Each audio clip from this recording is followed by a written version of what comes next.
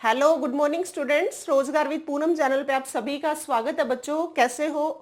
उम्मीद है अच्छे होगे और अपनी पढ़ाई अच्छे से कर रहे होगे। देखो, हमने साइकोलॉजी पढ़ना शुरू कर रखा था और साइकोलॉजी में बच्चों हम बहुत सारे इंपॉर्टेंट टॉपिक कर चुके हैं और कुछ हमारे इंपॉर्टेंट टॉपिक्स बचते हैं। उनको हम 2 या 3 दिसंबर तक हमारे सारे टॉपिक्स जो इंपॉर्टेंट है वो सभी कर चुके होंगे। इंपॉर्टेंट मतलब जितना आपके एस्टेट के एग्जाम्स में आता है वो सारे टॉपिक आपके कवर हो चुके होंगे 2 या 3 दिसंबर तक। ठीक है, 2 या 3 दिसंबर के बाद मैं आपकी एक और क्लास ले रही हूँ जिसमें प्रीवियस ईयर क्वेश्चंस मिलेंगे। 2-3 दिन आप वो जो रेगुलर जो क्लासेस लो प्रीवियस ईयर क्वेश्चंस की, ओनली साइकोलॉजी की, तो वो भी आपको देखनी है। आपको उससे पैटर्न का पता लग जाएगा और आपने क्या पढ़ा है और क्या जो पढ़ा है वो आपके एग्जाम्स के लिए इंपॉर्टेंट है या नहीं, ये भी पता चल जाएगा। हम 2-3 दिन प्रीवियस ईयर क्वेश्चंस की क्लासेस लेंगे। ठीक है, उससे आपकी बहुत हेल्प हो जाएगी। तो देखो, हमने लास्ट क्लास में बच्चों पढ़ा था, न्यू एजुकेशन पॉलिसी के बारे में पढ़ा था जो कि 2020 में थी, कस्तूरी रंगन की थी। वो बच्चों एस्टेट के लिए तो देखो इंपॉर्टेंट है ही क्लास, वो सीईटी के एग्जाम में भी आ सकती है सभी बच्चों को, चाहे वो सीईटी वाले हो चाहे वो एस्टेट वाले हो। न्यू एजुकेशन पॉलिसी का जो टॉपिक है ना वो सभी बच्चों को देख लेना है क्योंकि वो हर बच्चे के लिए इंपॉर्टेंट है, हर एग्जाम में आता है। वो किसी को नहीं छोड़ना। वो जरूरी नहीं है कि आपसे मान लो पूछ लिया न्यू एजुकेशन पॉलिसी जो 2020 में आई, पहली बात तो पूछ लेंगे कब बनी, 2020 में बनी। उससे पहले वाली कब थी? 1986 से। जो हम जितने भी बच्चे हैं ना पढ़े हुए हैं वो 1986 वाली पॉलिसी के अकॉर्डिंग पढ़े हुए हैं। अब आगे आने वाले जो हमारे बच्चे होंगे वो किससे पढ़ेंगे? न्यू एजुकेशन पॉलिसी 2020 से।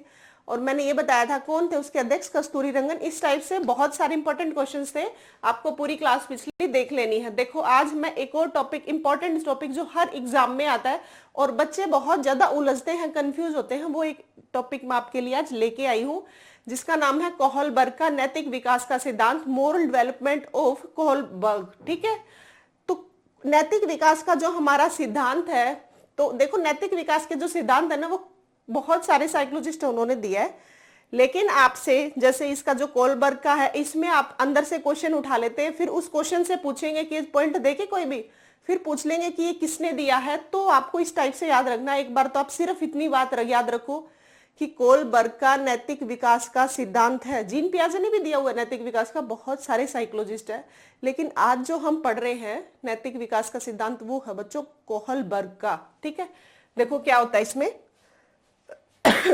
जो कोहलबर्ग का नैतिक विकास का सिद्धांत है ना, उन्होंने 3 लेवल बताए थे। क्या बताए थे? कि जो बच्चा होता है ना वो 3 लेवल से गुजरता है और 6 स्टेजेस से गुजरता है। समझे क्या मतलब? देखो, बच्चा जितना 18 साल तक की बच्चे की बात चलती है, जब भी उसके डेवलपमेंट की बात चल रही होती है, वैसे तो डेवलपमेंट लाइफ टाइम चलता है, लेकिन फिजिकल हो गया, मेंटल हो गया, सारी डेवलपमेंट बच्चों को लेके क्या बता रहे हैं, मोरल जो ड्यूटीज हैं वो कैसे कैसे सीखते हैं और किस एज में क्या सीखते हैं।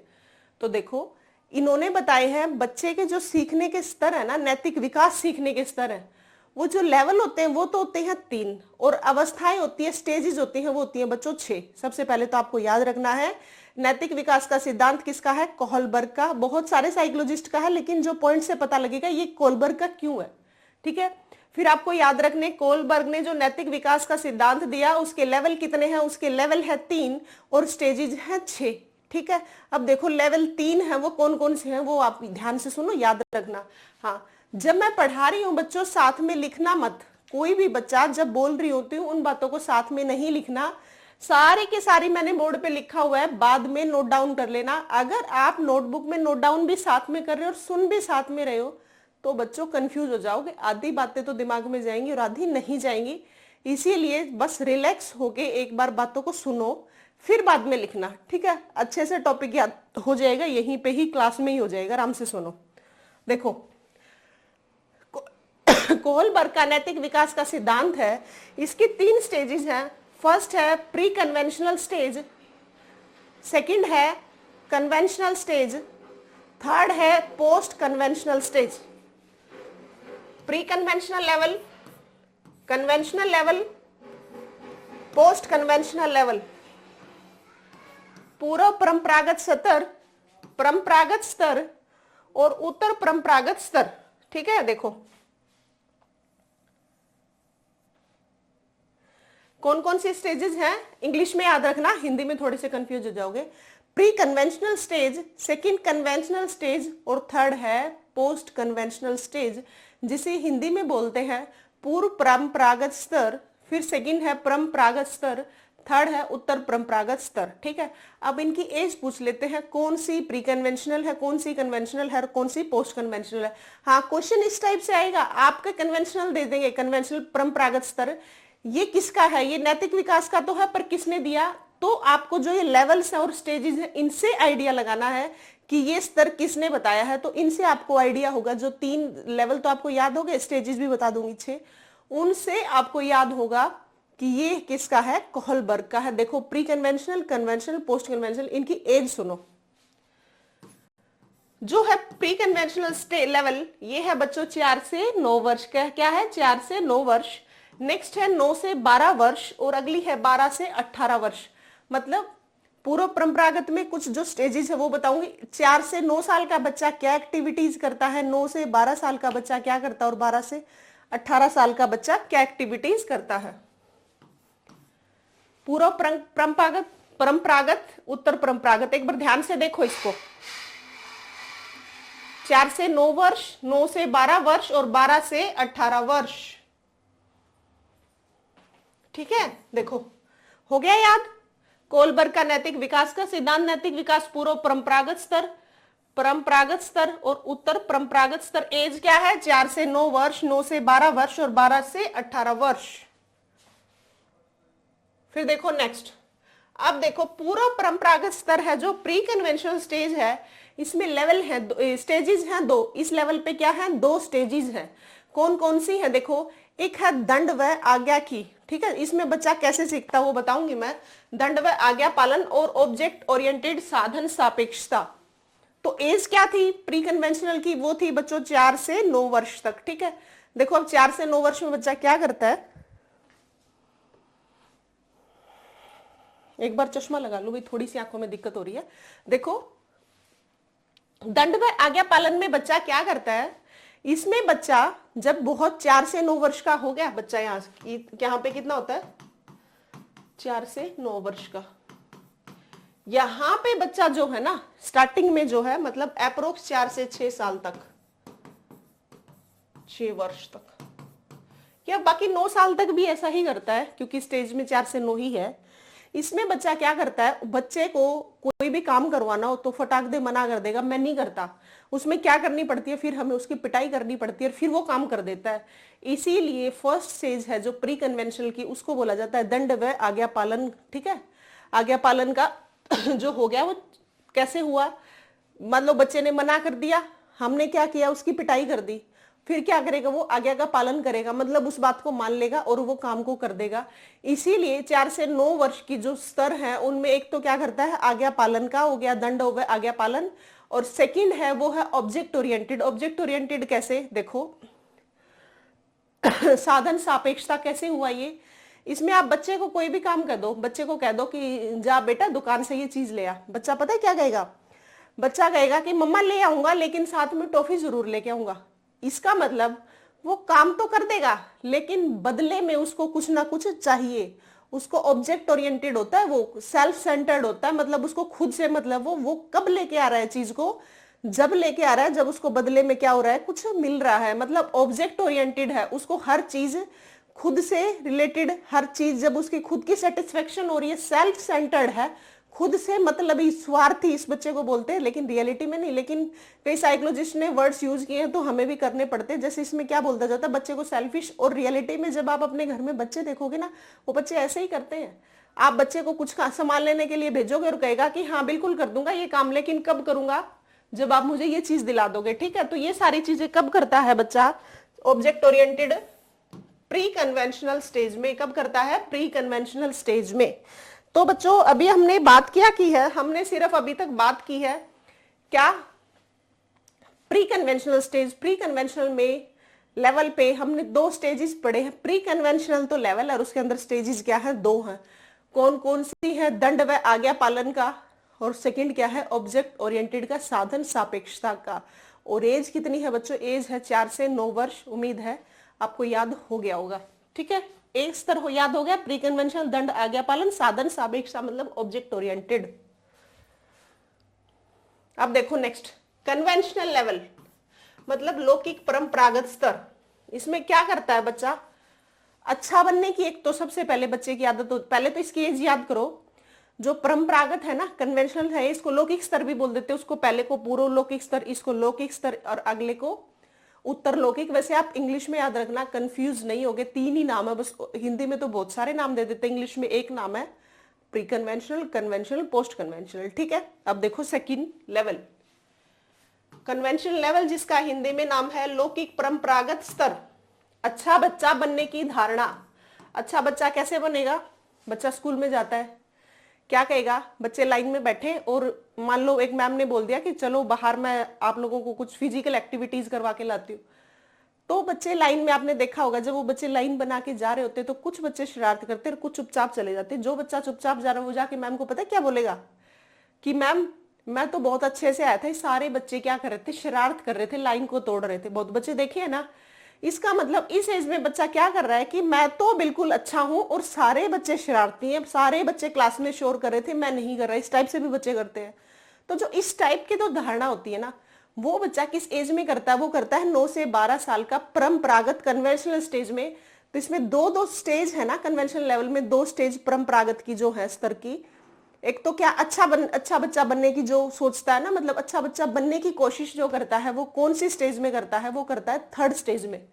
ये आपको स्टेज जो मैं बोल रही हूँ याद रखनी है, आपके एग्जाम में आती है, पूछ लेते हैं अच्छा बच्चा बनने की स्टेज कौन सी है, तो आपको याद रखनी है कौन सी है 3rd। ऑब्जेक्ट ओरिएंटेड कौन सी है, तो आपको याद रखनी है 2nd। अगर पूछ लिया जाए दंड आज्ञा पालन तो कौन सी स्टेज है, वो है 1st। इस तरीके से 6 की 6 स्टेज आपको याद रखनी है। देखो फिर अच्छा बच्चा बनने की धारणा कहाँ करता है, यहाँ पे करता है 3rd स्टेज में। अब 4th आती है कानून एवं विधि सम्मत अभिमुखता।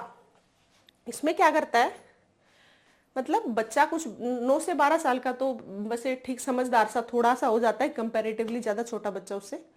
इसमें क्या करता है बच्चा, सही गलत को थोड़ा बहुत जानने लग जाता है। मतलब कि हमारी सोसाइटी में जो चीजें हो रही हैं ये गलत है, सही है, मतलब बेसिक मोरल वैल्यूज है ना, वो इस एज में बच्चे में आ जाती है। थोड़ा बहुत जो सही गलत है ना उसको समझने लग जाता है। देखो बच्चा सोसाइटी के अकॉर्डिंग मोरालिटी को सीखता है। कैसे सीखा, जैसे हमने बता दिया कि बड़ों को नमस्ते करते हैं, है ना, बड़ों से उल्टा नहीं बोलते, ये सब चीजें है ना। तो हम जब बच्चे को नमस्ते करनी हमने सिखाई, और जब हम कहीं बाहर जाते हैं, गली मोहल्ले स्कूल वगैरह कहीं पे भी जहां पे भी गया बच्चा, तो बच्चा क्या करता है, नमस्ते करता है। तो उसने कहाँ से मोरालिटी सीखी है, ये घर से सीखी है।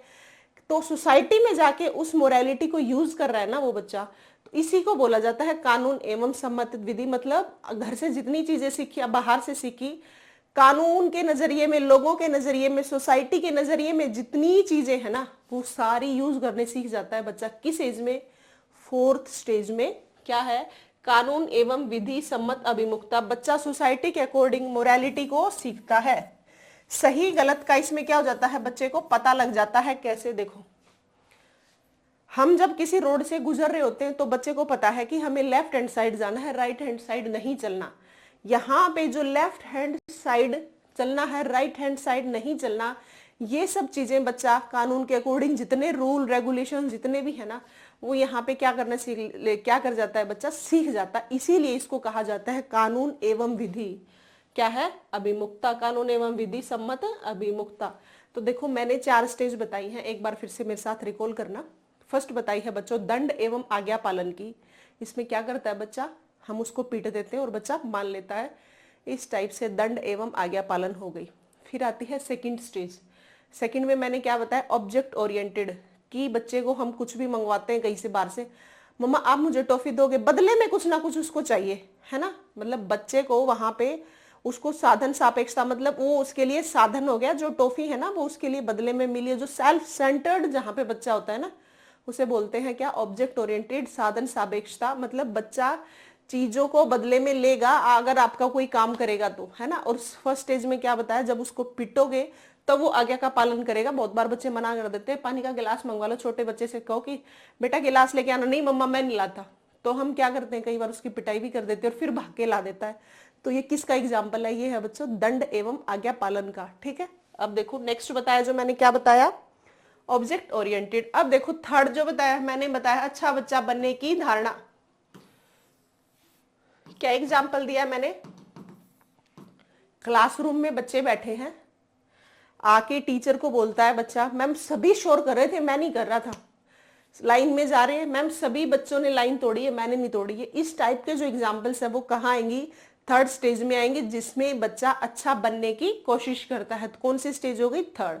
अब देखो कानून एवं विधि सम्मत अभिमुखता कैसे हुई? सही गलत यहाँ पे क्या हो जाता है, उसको थोड़ा बहुत पता लग जाता है। जैसे कि हमें रोड के लेफ्ट साइड ही चलना है, राइट साइड नहीं चलना। बड़े लोगों को हमें नमस्ते बोलना है, हमें उनको उल्टा नहीं बोलना। ये सारी चीजें क्या कौन सी स्टेज में सीखता है बच्चा? फोर्थ स्टेज में। इसका नाम क्या है? कानून एवं विधि सम्मुखता। और एज क्या है बच्चों? 9 से 12 वर्ष। ठीक है, होगी हमारी कन्वेंशनल स्टेज। एक बार देख लो इसको अच्छे से, फिर मैं अगली स्टेज करवाती हूं। उम्मीद है आप सभी को मेरे साथ साथ ये बातें याद हो रही होंगी। हमने अभी 2 लेवल पढ़े हैं, प्री कन्वेंशनल और कन्वेंशनल। उसके अंदर की 2 स्टेजेस पढ़ी हैं, जिसमें फर्स्ट में थी दंड एवं आज्ञा पालन, सेकंड थी ऑब्जेक्ट ओरिएंटेड। कन्वेंशनल में हमने पढ़ा है अच्छा बच्चा बनने की कोशिश करना और कानून एवं विधि के सम्मत अभिमुखता। आप पूछोगे मैम ऐसा ही लिखा आएगा? हाँ बिल्कुल, ये थर्ड स्टेज में यही आएगा, अच्छा बच्चा बनने की धारणा। सही गलत का यहाँ पता चल जाता है। कैसे पता चला? कि रोड के लेफ्ट साइड चलना है, राइट साइड नहीं चलना। इस टाइप के जो नमस्ते करना हो गया। तो कानून एवं विधि सम्मत अभिमुखता क्या हुआ? बच्चा सोसाइटी के अकॉर्डिंग मोरालिटी को सीखता है, सही गलत का पता चल जाता है बच्चे को यहाँ पे। अब देखो थर्ड स्टेज, उत्तर परंपरागत स्तर 12 से 18 वर्ष तक। पहले क्या था? प्री कन्वेंशनल 4 से 9 वर्ष तक, कन्वेंशनल क्या था? 9 से 12 वर्ष तक। पोस्ट कन्वेंशनल क्या है? 12 से 18 वर्ष तक। इसमें बच्चा बहुत कुछ जो रियलिटी में मोरालिटी आती है ना, वो पोस्ट कन्वेंशनल में आती है बच्चे के अंदर। कैसे? बच्चे को सही गलत क्या है वो सब पता लग जाता है। सही गलत में जो डिफरेंशिएट करना कि क्या गलत क्या सही, सारी चीजें कहाँ पता चलती है? थर्ड स्टेज में। कौन थर्ड लेवल पे? कौन सा है? Post conventional level. देखो इसमें सामाजिक संपर्क में आता है सबसे पहले। तो जो हम 5वीं स्टेज है ना, 5वीं अवस्था वो पढ़ रहे हैं, सामाजिक संपर्क। इसमें बच्चा क्या है? सोसाइटी के कनेक्शन में ज्यादा आता है। देखो कैसे? सही और गलत वहां ना बच्चा सही गलत जान जाता है, लेकिन सही गलत में अंतर कब सीखता है बच्चा? सामाजिक संपर्क की अवस्था में सीखता है। मतलब सोसाइटी के साथ जब वो इंटरेक्शन करता है तो उसको पता लग जाता है किस एज में, 12 से 18 वर्ष तक की एज में क्या पता लगता है? उसको पता लगता है कि क्या सही है और क्या गलत है। ये जो डिफरेंशिएट करने हैं वो कौन सी एज में सीखता है? सामाजिक संपर्क की एज में।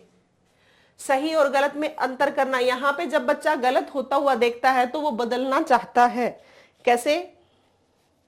कुछ चीजें बच्चा देख लेता है कि नहीं ये चीज गलत हो रही है, लेकिन बच्चे पे यहाँ इतनी मोरालिटी नहीं होती कि गलत हो रहा हो, उसको चेंज करना चाहता है लेकिन चेंज नहीं कर पाता। क्यों? क्योंकि घर में कुछ गलत हो रहा है तो बच्चा बोल देता है नहीं मम्मा ये गलत था या पापा गलत था। तो पेरेंट्स का वापस में जवाब क्या आता है कि तू अभी बच्चा है, रहने दे, चुप हो जा। तो वो चेंज करना तो चाह रहा लेकिन चेंज कर तो नहीं पाया ना। इस टाइप की जो चीजें हैं, सही गलत में अंतर पता लगा तभी तो वो बोल पाया ना कि मम्मा ये गलत है या पापा ये गलत है। इस टाइप की जो चीजें हैं वो कब सीखता है? वो सीखता है बच्चों पोस्ट कन्वेंशनल स्टेज की 5th उसमें स्तर में, जिसका नाम है सामाजिक संपर्क। सही और गलत में अंतर करना। यहां पर बच्चा जब गलत होता हुआ देखता है उसे बदलना चाहता है लेकिन बदलता नहीं है, बदल नहीं पाता। कौन सी स्टेज में? सामाजिक संपर्क। देख लो एक बार, इसको याद कर लो।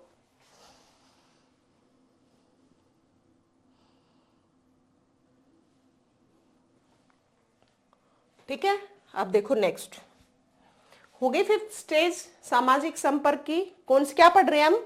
उत्तर परंपरागत स्तर। और उत्तर परंपरागत का क्या पढ़ रहे हैं? 5th स्टेज सामाजिक संपर्क। अगली देखो, सार्वभौमिक नैतिक सिद्धांत। 5th सामाजिक संपर्क, 6th है सार्वभौमिक नैतिक सिद्धांत। इस अवस्था में क्या करता है? नैतिक विकास कंप्लीट हो जाता है वह आगे की एज में। इसी के अकॉर्डिंग बिहेव करता है। कैसे? उसे इस एज में मान लो नमस्ते करनी है लोगों को, तो वो सीख जाता है कि मुझे नमस्ते ही करनी है सभी को, ठीक है।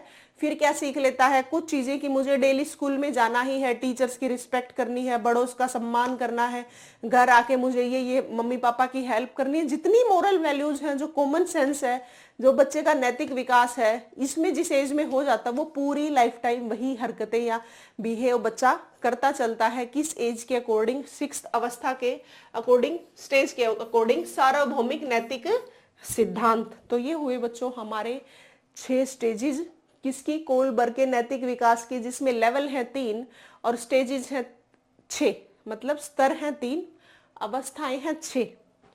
अब देखो अवस्था एक बार फिर से याद करो। फर्स्ट है, मेरे साथ साथ बोलना, फर्स्ट है दंड एवं आज्ञा पालन, हो गया याद। सेकंड है ऑब्जेक्ट ओरिएंटेड, मतलब साधन सापेक्षता। थर्ड क्या थी? अच्छा बच्चा बनने की कोशिश करना, ठीक है। फोर्थ स्टेज क्या थी? कानून एवं विधि सम्मत अभिमुखता, मतलब कानून के आगे अच्छा बनने की कोशिश करता है और सही और गलत को समझने लग जाता है, बट अंतर नहीं करता। अंतर करता है 5th में, सामाजिक संपर्क की अवस्था में।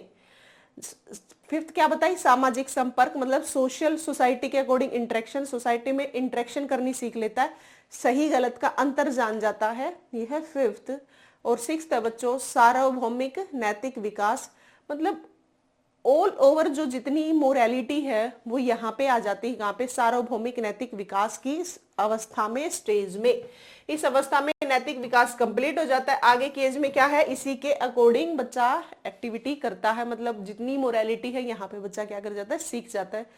तो उम्मीद है मुझे बच्चों कोलबर्ग का नैतिक विकास का 3 लेवल और 6 स्टेजेस याद हो गए, बहुत ईजिएस्ट वे में समझाया है। अब उम्मीद है आपको दिक्कत नहीं आएगी इस टॉपिक में, ठीक है। एक छोटा सा टॉपिक और करवाऊंगी अभी साथ के साथ, ठीक है। मैं 2 टॉपिक इसलिए ले रही हूँ बच्चों ताकि आपको दिक्कत ना आए, फटाफट हमारा सिलेबस हो जाए।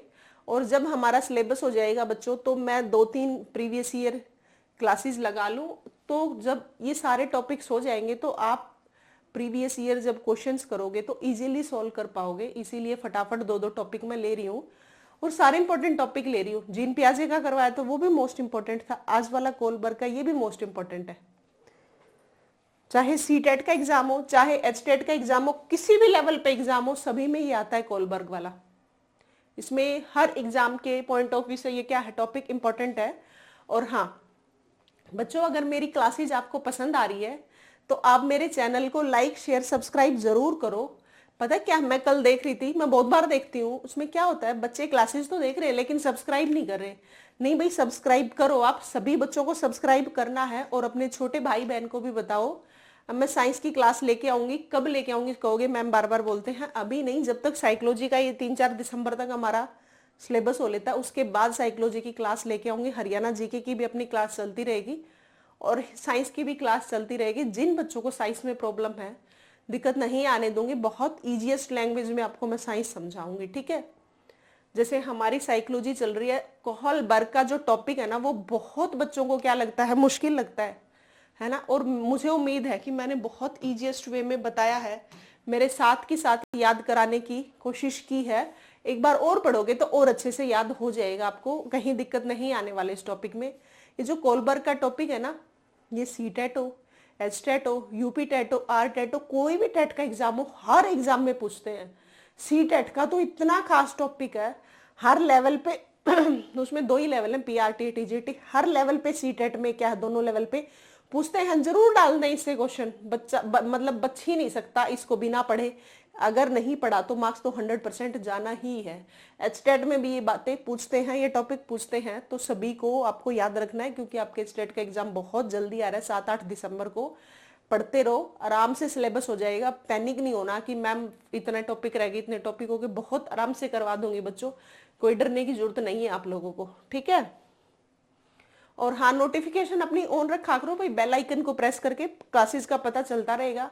और सभी छोटे भाई बहन से मेरे चैनल को सब्सक्राइब करवाओ, उनकी भी हेल्प होगी ना, वो भी पढ़ लेंगे। अब देखो आगे देखो, छोटा सा टॉपिक और है बायसनेस का, जेंडर बायसनेस, जिसे लैंगिक पूर्वाग्रह करते हैं, जो कि क्यों पढ़ाया जा रहा है, जरूर एग्जाम में आता है। ताकि जो बायसनेस है ना इसको थोड़ा सा कम किया जाए, थोड़ा क्या खत्म किया जाए, इसलिए मेन मोटो है बायसनेस का। और बायसनेस का क्वेश्चन आता है क्यों, ये क्यों बनाएगा, क्योंकि जो हमारी सोसाइटी है ना, हमारी सोसाइटी की आदत है लड़की को कमजोर समझना और लड़के को हर चीज में ताकतवर, परफेक्ट, हर चीज में डिफरेंशिएट, अंतर करते हैं ना जो ही, इसीलिए टॉपिक बनाया गया। यही बात कही कि जेंडर बायसनेस नहीं करनी। वो देखो कैसे है, लैंगिक पूर्वाग्रह, यह समाज के द्वारा बनाया हुआ, किस कहीं पे भी कोई बुक्स में कहीं कुछ नहीं है, समाज की जो मेंटेलिटी है, जो सोच है ना, उसके अकॉर्डिंग बनाया गया क्या, जेंडर बाइस। जेंडर बाइसनेस में क्या है, मेल और फीमेल में जो अंतर है ना, ये समाज के द्वारा बनाया गया, किसी इंसान ने ही बनाया है, इसको किसी कहीं लिखित में नहीं है, ठीक है। पक्षपात, बायसनेस, ये जो पक्षपात है ना कि लड़का तो क्या है, ताकतवर है, और लड़की क्या है, कमजोर है। लड़के को हम बहुत अच्छे स्कूल में पढ़ेंगे, लड़की तो सरकारी स्कूल में पढ़ के हो जाएगा, लग जाएगी, नहीं लगेगी तो पढ़ के और शादी करके ससुराल भेज देंगे। लड़का तो हमारी अगली पीढ़ी का, हमारा वंश है। ये है जो ये बायसनेस कर रहे हैं ना, ये पक्षपात, इसको क्या है, गलत है। पहली बात तो इसको हमारी एजुकेशन पॉलिसी में, अब जो न्यू एजुकेशन पॉलिसी है, इसमें भी लाया गया है कि भाई बायसनेस को खत्म करो, अपना करिकुलम ऐसा होना चाहिए जहां पे कहीं पे भी बायसनेस की बात ही ना हो, ठीक है। जेंडर का, जेंडर की मेल है, फीमेल है, इस टाइप से कोई जेंडर डिफरेंशिएट नहीं करना। आपने देखा होगा कई बार टीचर ही बोलते हैं, मेल टीचर, फीमेल टीचर नहीं बोलते। टीचर का मतलब टीचर ही है, डॉक्टर का मतलब मेल फीमेल दोनों है, डॉक्टर का मतलब डॉक्टर है, एडवोकेट का मतलब मेल फीमेल, वहां पे कहीं पे भी मेंशन नहीं किया गया, ओनली एडवोकेट। वो इसीलिए किया गया है कि ये जो पक्षपात है ना, इसको हटाओ। सब हर जगह क्या होनी चाहिए, इक्वालिटी होनी चाहिए। पक्षपात पता लग गया, डिस्क्रिमिनेशन, भेदभाव जो करती है ना, जो पहले की दादी थी वो क्या करती थी, पोते को तो गर्म रोटी बना के खिलाती और पोती को ठंडी दे देती कि चलो कोई बात नहीं है, तो ऐसे ही खा के बड़ी हो जाएगी। क्यों भाई, अगर पोता खाएगा ठंडी रोटी तो क्या वो बड़ा नहीं होगा। लेकिन जो ये भेदभाव करते थे ना, ये डिस्क्रिमिनेशन, इसीलिए ये न्यू एजुकेशन पॉलिसी लानी पड़ी और इसमें बहुत सारे चेंजेस करने पड़े ताकि समाज लड़का लड़की को इक्वल रखे, इक्वालिटी के साथ देखे, अलग अलग नजरिए से ना देखे। इसीलिए बातें बताई गई है। ये मैं क्यों बता रही हूँ, एग्जाम में आता है डिस्क्रिमिनेशन का मतलब क्या है। मान लो बता देंगे लड़के को दादी ऐसी करती, कुछ भी एग्जाम्पल, लड़के को ऐसे करती है, लड़की को कमजोर समझा जाता है, लड़के को ताकतवर, वो ये किसमें मतलब क्या किया जा रहा है, तो इसमें बायसनेस की जा रही है, पक्षपात किया जा रहा है, भेदभाव किया जा रहा है, इसलिए ये वर्ड बता रही हूँ, आपके एग्जाम में आते हैं। देखो स्टेरियोटाइप, विचारधारा, इसमें क्या होता है, लड़कियां कमजोर हैं और लड़के क्या हैं, ताकतवर। ये जो मेंटेलिटी है, ये स्टेरियोटाइप की मेंटेलिटी है, इस मेंटेलिटी को हटाना है। इसीलिए बताया गया कि हमारी एजुकेशन क्या होनी चाहिए। कारण क्या है, पहले तो ये बताया गया है। कारण सुनो, ट्रेडिशन, हमारी परंपरा बता तो रही हूँ, पहले की दादी क्या करती थी, पोते को तो गर्म रोटी खिलाती, लड़के को ठंडी। ये जो ट्रेडिशन, ये जो परंपरा चली आ रही है, इसीलिए बायसनेस अभी तक चली आ रही है। जेंडर बायसनेस जो आज भी है, डिस्क्रिमिनेशन, भेदभाव, जितनी चीजें हैं ना, वो आज भी हैं। क्यों है, क्योंकि हमारी परंपरा चली आ रही है और ये सोसाइटी ने बना दिया, इसलिए है। एजुकेशन सिस्टम हमारा ऐसा है, तभी ये न्यू एजुकेशन पॉलिसी लाई गई ना 1986 के अकॉर्डिंग। मेंशन तो नहीं था, लेकिन उसी के अकॉर्डिंग कुछ चेंज नहीं किया गया था। जो पहले के ट्रेडिशन, पहले की परंपरा थी, वही चलती आ रही थी। तुम्हारी एजुकेशन भी ऐसी थी। जो मीडिया है, ये भी ऐसे ही हाईलाइट करके दिखाती है कि लड़कियां तो बहुत कमजोर है, लड़के पता नहीं क्या है। कई बार देखा नहीं है कि वहां की लड़की क्या बनी, जज बनी, सुप्रीम कोर्ट की ये बनी, सुप्रीम। क्यों भाई, लड़के बन सकते हो तो लड़कियां नहीं बन सकती। ये जो चीजें मीडिया के आगे हाईलाइट की जाती कि लड़की ऐसी बनी, क्यों लड़कियां क्यों नहीं बन सकती, तो मीडिया के द्वारा क्या किया गया, उस चीज को दिखाया गया कि पता नहीं लड़की ने क्या कर दिया। लड़की भी वही काम कर सकती है जो लड़के कर सकते हैं, तो ये बात बताई गई है, मीडिया भी उठाती है। बचपन से घर का माहौल, हाँ बिल्कुल है, बचपन से घर का माहौल होता है। जब बहुत सारे पेरेंट्स हैं, उनके लड़का हो जाए तो बहुत खुश होते हैं और लड़की हो जाए तो रोने लग जाते हैं। तो ये घर का माहौल भी इफेक्ट डालता है, ये बायसनेस पे घर का माहौल भी इफेक्ट डालता है। जो कि लड़का होने पे बहुत सारे फंक्शंस किए जाते हैं और लड़की होने पे उदास होना, ये सब चीजें देखो अब तो बहुत सारे चेंजेस हो रहे हैं, फर्क पड़ रहा है। लेकिन पहले तो हमारी सोसाइटी में यही था ना, इसीलिए तो कहा गया ये समाज के द्वारा बनाया गया, किसी ने कहीं से लिखा हुआ नहीं है। खुद की आसपास की सोसाइटी है, वही इन चीजों को बढ़ावा देती है। तो ये कारण है, ठीक है। अब कारण को दूर कैसे करें, आपको एजुकेशन पॉलिसी को, सिस्टम को अच्छा रखना पड़ेगा, पहली बात तो ये हो गई। आपको घर का माहौल अच्छा रखना पड़ेगा। आप जो बुक्स पढ़ रहे हो उसमें कहीं पे भी मेल फीमेल को डोमिनेंट है कि मेल डोमिनेंट फीमेल डोमिनेंट, ऐसी कोई चीजें नहीं बतानी चाहिए। इक्वल रखना चाहिए। हमारा करिकुलम ऐसा होना चाहिए कि जेंडर बाइसनेस हो, कहीं पे भी पक्षपात की, डिस्क्रिमिनेशन की, स्टेरियोटाइप की विचारधारा नहीं होनी चाहिए। हमारा करिकुलम ऐसा होना चाहिए, है ना। तो इस टाइप से क्या है, जेंडर बाइसनेस का जेंडर बाइसनेस को हम खत्म कर सकते हैं। ये आज की हमारी क्लास थी बच्चों। जेंडर बाइसनेस की छोटी बहुत एक दो क्वेश्चन कभी कभी आ जाता है, इसीलिए इससे रिलेटेड मैंने बता दिया है। और इंपॉर्टेंट टॉपिक है कोहलबर्ग का नैतिक विकास का सिद्धांत, जरूर पढ़ लेना, ध्यान से पढ़ लेना, पहले पढ़ना फिर नोट्स बनाने हैं, ठीक है। साथ के साथ आपको नोट्स नहीं बनाने, और अपना चैनल सब्सक्राइब जरूर कर लेना, सभी को करना है, औरों से भी करवाना है, ठीक है, ताकि वो बच्चे भी पढ़ सके। फ्री क्लासेस चल रही है, देखो सेकंड क्लासेस कंटेंट ऐसा दे रही हूँ कि सीक्वेंस में चल रहा है। ऐसा नहीं है कि कोई भी टॉपिक उठा लिया फिर कोई भी टॉपिक उठा लिया, वो बात भी नहीं है। आपके एग्जाम के पॉइंट ऑफ व्यू से भी इंपॉर्टेंट है, तो आपको फ्री में ही तो दे रही हूँ, कुछ भी तो ऐसा नहीं है ना। तो मुझे भी मोटिवेशन के लिए सब चाहिए ना, जैसे मैं आपको बताती रहती हूँ बातें। तो चलो बच्चों, आज की हमारी ये क्लास थी, पढ़ लेना, आराम से नोट्स बनाते रहना, निश्चिंत रहो, डरो मत, बहुत अच्छा एग्जाम दे के आओगे, रिलैक्स रह के बस पढ़ते रहना। थैंक यू बच्चों।